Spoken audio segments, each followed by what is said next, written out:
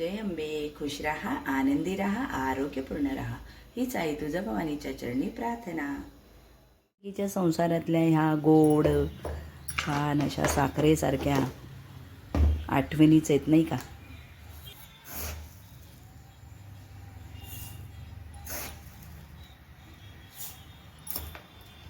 तर ना एक्झरसाईजच आहे बाई, पण आता सध्या काही होतच नाही. ही एक्झरसाईज आहे खरी. झाडू मारून पोछा मारणं वगैरे, लादी पुसणे, पण आता आपण करतच नाही ना. आळस येतो, आपल्याला होत नाही ना आता.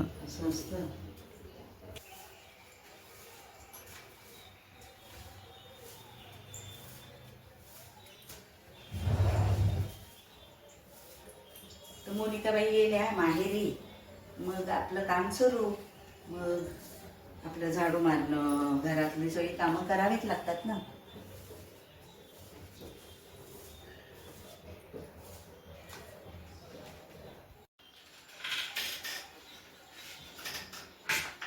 तर असं म्हणायचं नसतं घरामध्ये, पण हे आपण जे मसाले बनवतो ते डायरेक्ट आपण घेत नाही ना.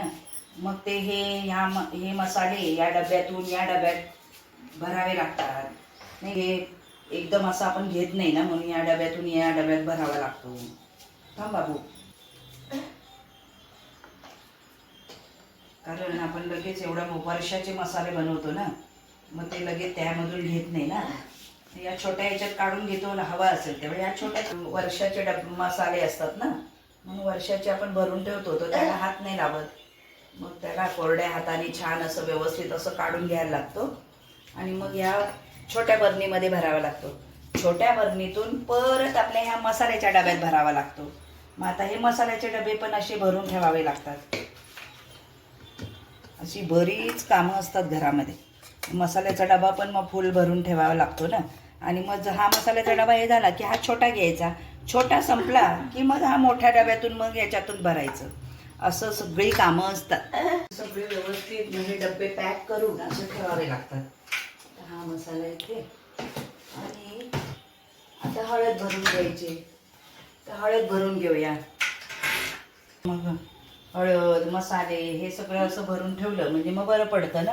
स्वयंपाकाच्या वेळेला पटपट आपण स्वयंपाकाला लागतो. मग म्हणून हे मसाल्याचा डब्बा असा भरून ठेवला की छानच वाटतो नाही का. धना पावडर भरून ठेवते.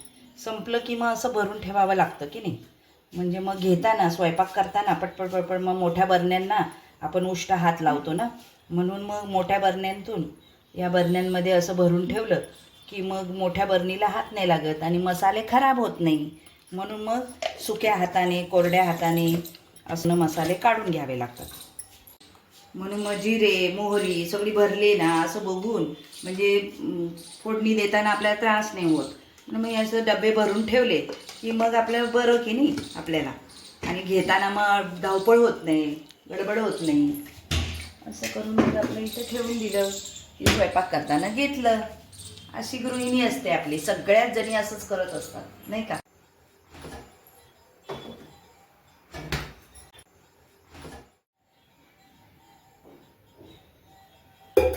यांना बनवते आमलेट.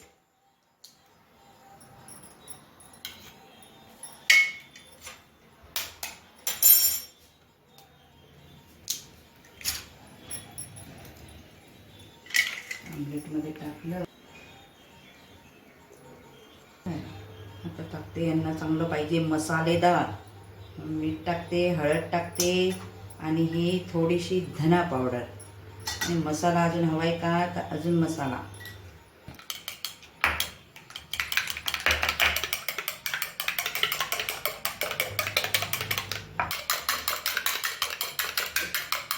छान टाकून देते.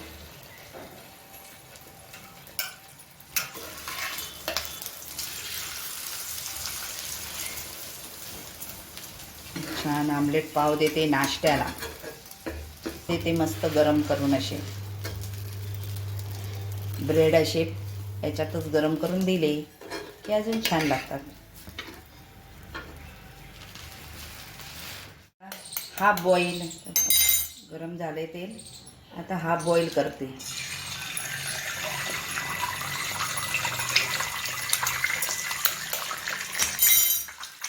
दोन प्रत्येकाला वेगळे वेगळे नाश्ते, एकाला हाफ बॉईल, एकाला फुल बॉईल, असं एकाला कांदे टाकून, मग त्यावर टाकलं मीठ,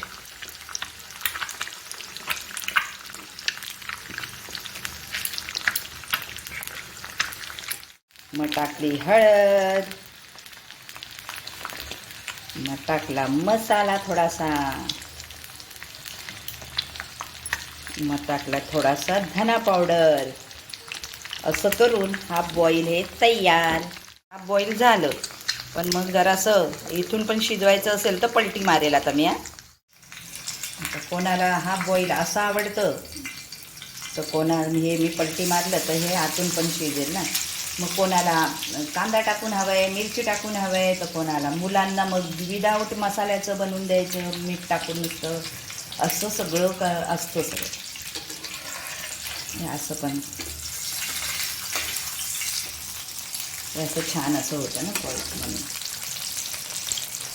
घरामध्ये सगळ्यांच्या आवडीनिवडी जपाव्या लागतात. मग सगळ्या आवडीनिवडी आपण जपूनच मग सगळं करत असतो ना. म्हणून मग तसंच आवडीनिवडी जपून आपण मग करायचं, सगळ्यांना आवडेल असं. असेल तर सॉस घेतील आणि हाफ बॉईल खातील, हो की नाही. आता सायली पण खायला लागली अंड. आधी नव्हती खाती, पण आता या मुलींच्या नादाने ना ही पण आता खायला लागली. नाहीतर आधी तिला अंड किंवा नॉनव्हेज असं खायचीच नाही. आता तिला सगळं आवडायला लागलंय. आता हिला ना अंड पण खाते, नॉनव्हेज पण खाते. आधी ती खायचीच नाही. आता ह्या दोघी जणी खातात ना, मग त्यांचं बघून मग ही पण आता खायला लागली. चॉकलेट नव्हती खात, आईस्क्रीम नव्हती खात, तर त्या आता आईस्क्रीम चॉकलेट तिला आता त्या भेटल्या ना मैत्रिणी, मग ती त्यांच्याबरोबर ते पण खायला लागते. आता तिला हे चालते. तर चला